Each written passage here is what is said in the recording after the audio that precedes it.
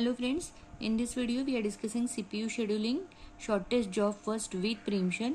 We call this algorithm as SRTF also, that is shortest remaining time first. यहाँ पे criteria जो होगा वो burst time होगा.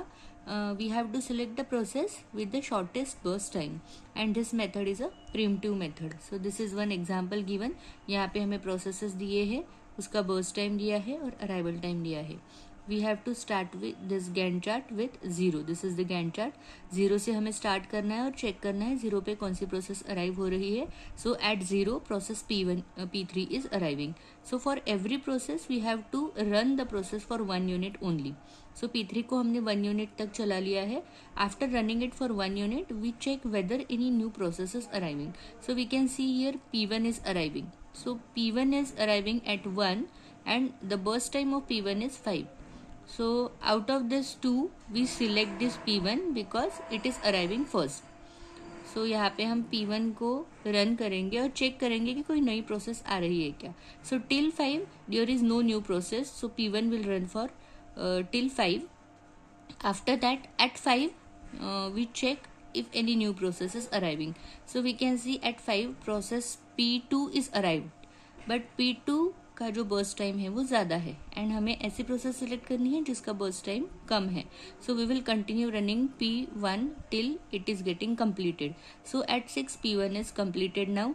अभी हमारे पास 2 प्रोसेसेस बचे हैं P2 एंड P5 जो कि ऑलरेडी अराइव्ड है. अभी हमें चेक करना है कि दोनों में से किसका बर्स्ट टाइम कम है.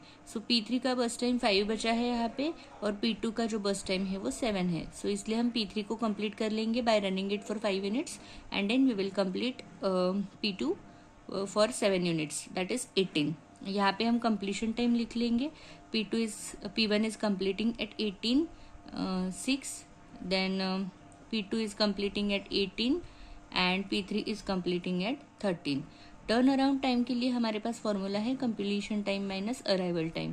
सो यहाँ पे हम देखेंगे this is the completion time minus arrival time. We are getting TAT 18 minus 5 13 and 11 minus 0 11. And waiting time के लिए हमारे पास फॉर्मूला है turn around time minus burst time. So यहाँ पे 5 minus 5 0 waiting time for P1 process, 13 minus 7 6 waiting time for P2 process and 11 minus 6 that is 5 waiting time for P3 process.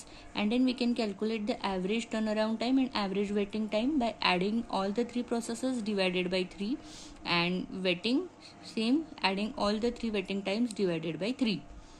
Thank you.